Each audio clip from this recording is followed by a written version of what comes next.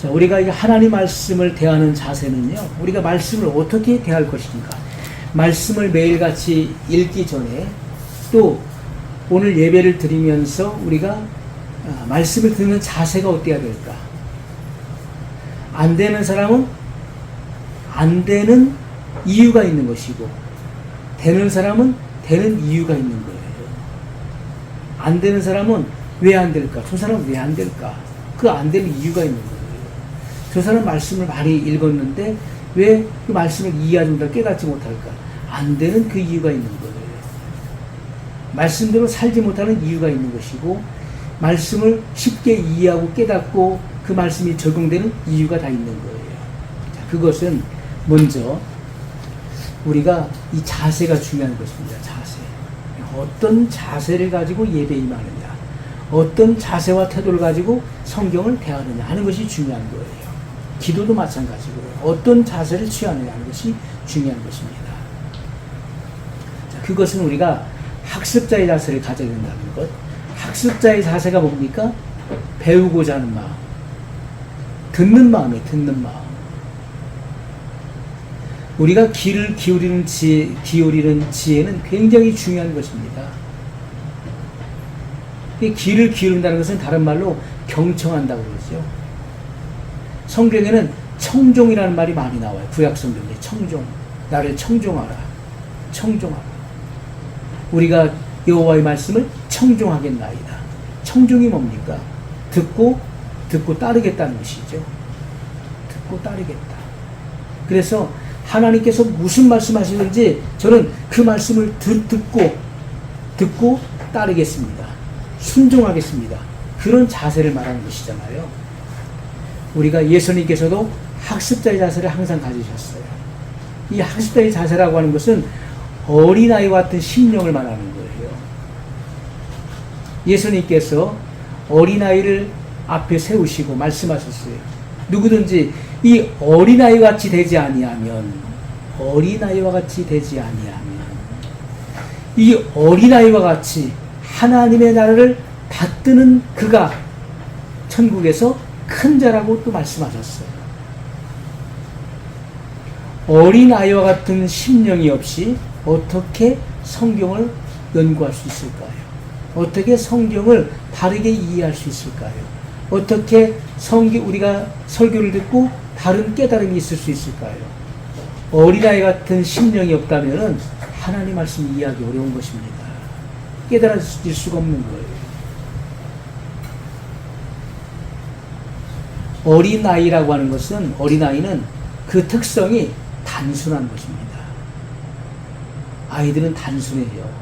어른들은 복잡한 거예요. 굉장히 복잡해요. 이것저것 다 계산하고 따집니다. 실리익을 따져요. 이것이 나에게 이익이 되느냐, 손해가 되느냐, 이런 것 따집니다. 하지만 어린아이는 그렇지가 않아요. 단순하죠. 또 어린아이는 겸손해요.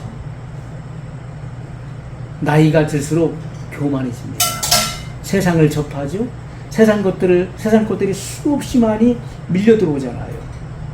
그게 속화되는 것입니다. 세상에 가까이 다가가면 다가갈수록 사람은 교만해져요. 그래서 하나님 자리에 앉으려고 하잖아요. 하나님 자리에 앉는다는 것은 곧 남을 정지하고 판단한다는 거예요. 하나님만이 심판자예요. 하나님만이 다른 사람을 정지하고 판단할 수 있는 것입니다. 옳다 그르다 할 수 있는. 근데 오늘날 사람들이 다 자기가 하나님 자리에 앉아 있잖아요.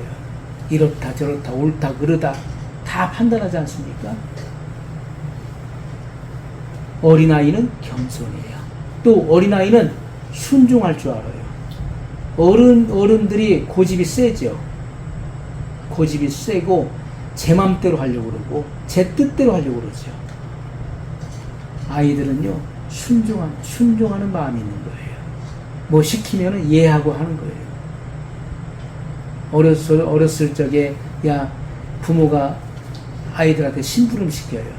어디든 갔다 오면 이해하고 좋아서 갔다 와요. 좋아서 갔다 오는 거예요. 저도요, 어렸을 적에 초등학교 다닐 때 선생님이 심부름을 많이 시켰어요. 그것이 좋았어요, 저는.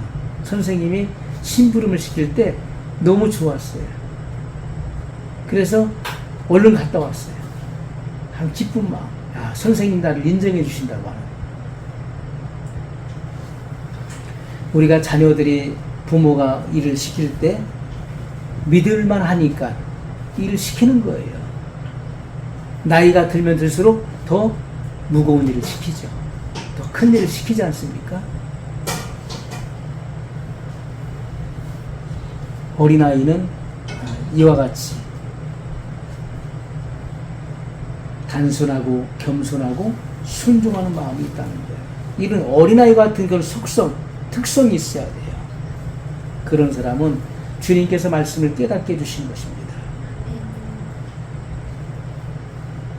우리가 이 성경의 원저자가 누구시죠? 성령 하나님이십니다.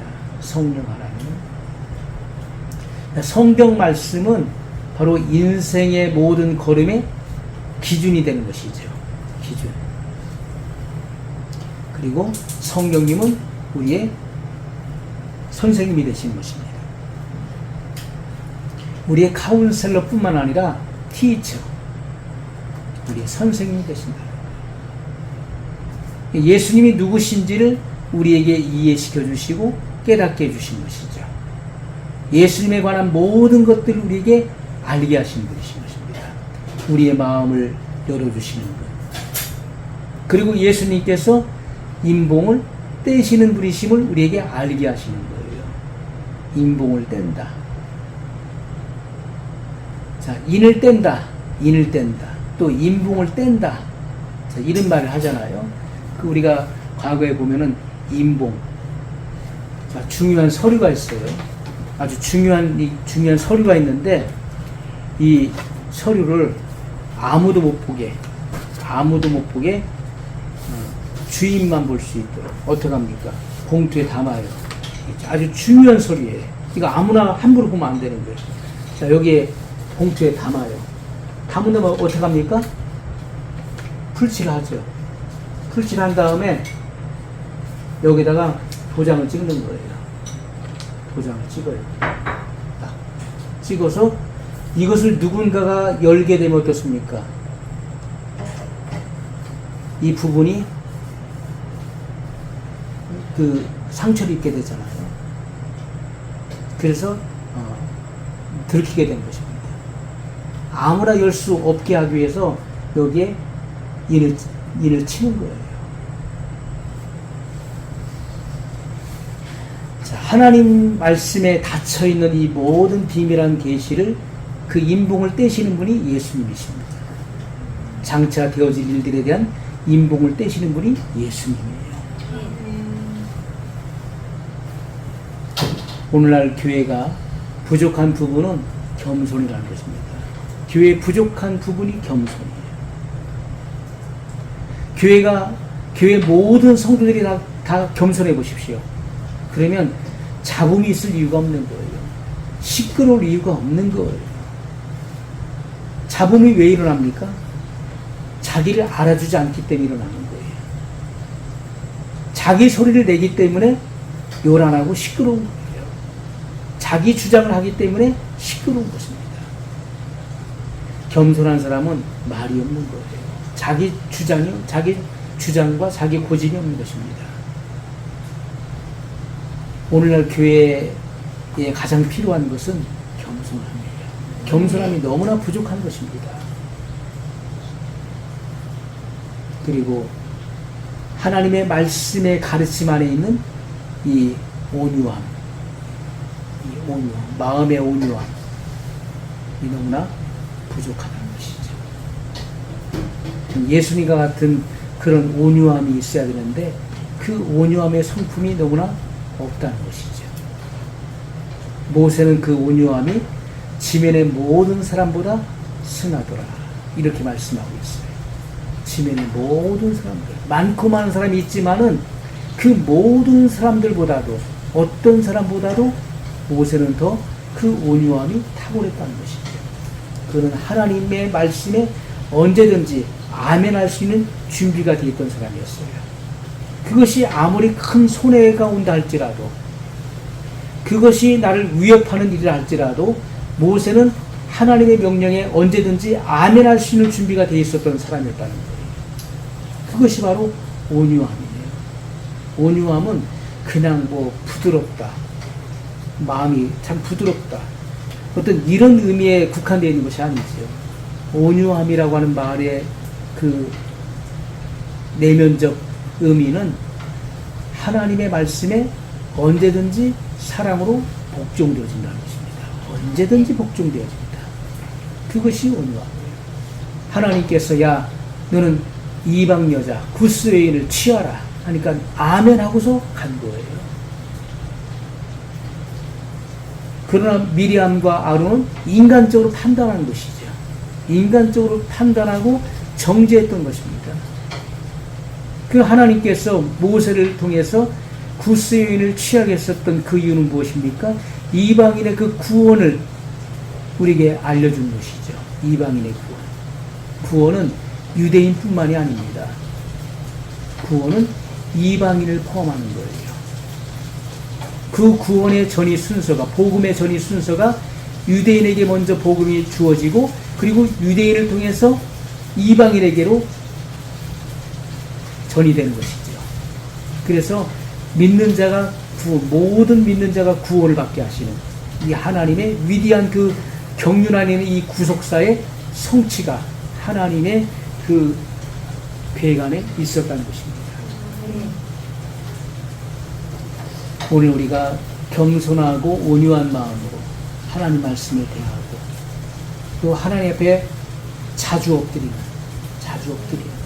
매 순간순간마다 길을 가면서도 하나님과 교통할 수 있는 그러한 경건을 추구하는 믿음의 삶을 살아가시는 예수님의 이름으로 축복합니다.